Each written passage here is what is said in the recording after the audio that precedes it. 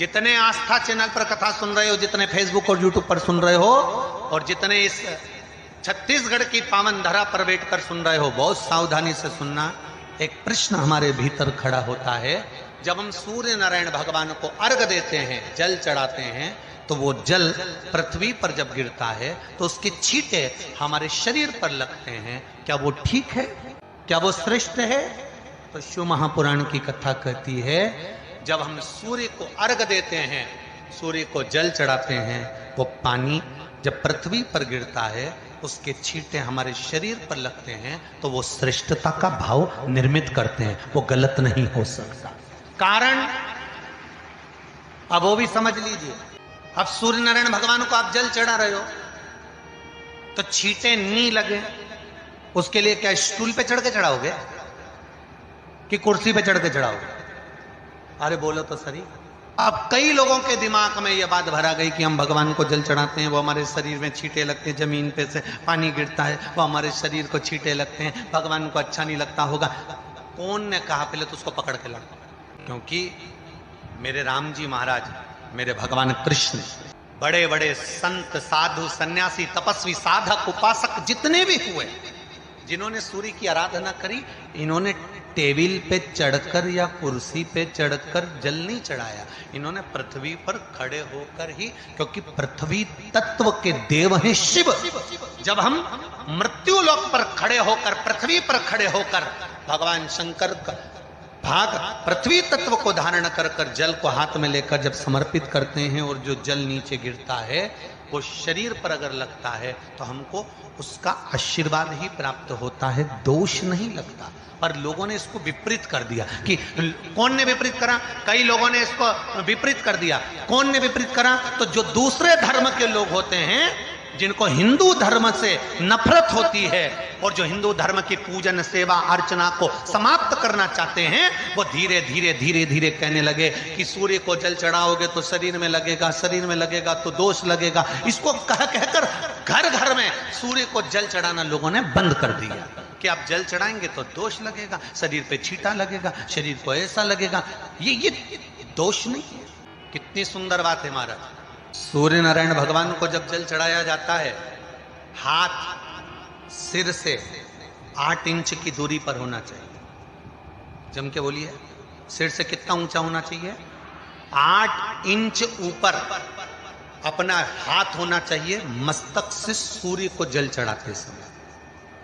और ना चांदी का, ना स्टील का, ना लोहे का, ना प्लास्टिक का, ना कांच का, ना सोने का कोई बर्तन, ना कांसे का, ना एल्युमिनियम का, ना पीतल का, केवल एक पात्र होना चाहिए, वो है तांबे का। काय का पात्र होना चाहिए? तांबे का पात्र। और सूर्य नारायण भगवान को जब 8 इंच ऊपर तुम्हारा हस्त है, और जब हम सूर्य को जल चढ़ा रहे हैं, कैसे जल चढ़ाना है वो भी समझ लीजिए। अगर कोई कैंसर का मरीज है, जिसके चेस्ट में कैंसर आ गया हो, लेफ्ट में, राइट में कहीं पर कैंसर आ गया हो, या कोई गठान आ गई हो, तो महाराज आप जल चढ़ाते समय उस जल की धार को सूर्य भगवान को जब चढ़ा रहे हो, तो धार आपकी गठान की ओर जाना चाहिए, जिससे सूर्य की किरण उस जल में से आपके उस स्थान पर पड़े, उस जगह पर पड़े जहां पर गठान है। महाराज आप लगातार जल तो चढ़ाना चालू करो, अच्छे अच्छे डॉक्टर फेल हो जाएंगे और कह देंगे गठन ठीक हो गया। आपका लीवर और किडनी गड़बड़ कर रहा है, आप प्रतिदिन, आपका स्वास्थ्य गड़बड़ रहता है, आप प्रतिदिन ये ज्योतिष शास्त्र के अंतर्गत, रत्न शास्त्र के अंतर्गत, ये रत्न शास्त्र, ज्योतिष शास्त्र, रंग शास्त्र जो हमारे यहाँ है, रंगों के हिसाब से ये जितने रत्न होते हैं, माणिक हुआ, सोन, मोती हुआ, नीलम हुआ, मूंगा हुआ, पुखराज हुआ, ये क्यों कहते हैं ये पीला है, ये सफेद है, ये नीला है, ये लाल है, इसको शरीर में क्यों पहनाते हैं? उसका कारण होता है कि जब शरीर में पहनते हैं, सूर्य की किरण उसमें पड़ती है, हमारे शरीर पर वो कलर का इफेक्ट पड़ता है, उस कलर को शरीर पर लगता है, और शरीर पर लगता है तो हमारा शरीर धीरे धीरे, हमारी जो इंद्रियां हैं वो सही होने लगती हैं, काम सही होने लगता है। तो आप कहते हो ना साहब, मैं कौन सा नक पहनूं, मैं कौन सा मोती पहनूं, मैं कौन सा पुखराज पहनूं, मैं कौन सा नीलम पहनूं, वो ज्योतिष शास्त्र के अंतर्गत, रत्न शास्त्र के अंतर्गत जितने रत्न हम पहनते हैं, ये केवल उस किरण के लिए ही तो पहनते हैं कि जो सूर्य की किरण मिले, उस किरण का प्रभाव हमारे शरीर पर पड़े। तो इन सबसे अच्छा है कि सुबह शंकर भगवान का नाम लो, तांबा का लोटा में जल भरो, 8 इंच ऊपर It all started from here.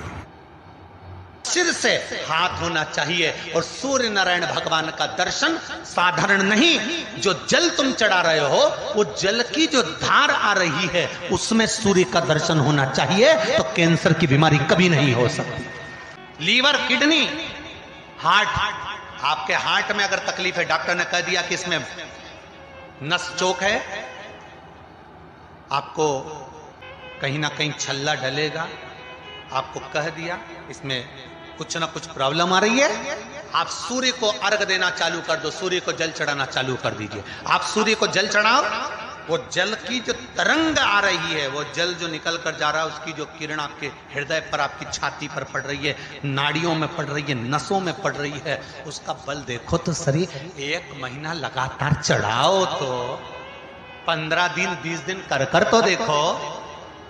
क्यों राम जी महाराज जल चढ़ाते थे, क्यों भगवान कृष्ण जल चढ़ाते थे सूर्य को, क्यों दशरथ जी महाराज जल चढ़ाते थे, क्यों कश्यप ऋषि जल चढ़ाते थे सूर्य को, सारे 33 कोटि देवता, सारे ऋषिवर, साधु संत सन्यासी तपस्वी साधक उपासक सब भगवान सूर्य को अर्घ दिया करते थे। क्यों देते, किस लिए? सूर्य नारायण भगवान को जल चढ़ाते समय आपके पंजों की एड़ी ऊंची नहीं होना चाहिए, ध्यान दीजिएगा। आपका पंजा पांव का पूरा की पूरा जमा होना चाहिए भूमि पर। हाथ कितने इंच ऊपर? 8 इंच ऊपर होना चाहिए। जल जो गिरे, सूर्य की किरण, सूर्य का दर्शन उस जल की रोशनी में करना। क्या होगा उससे?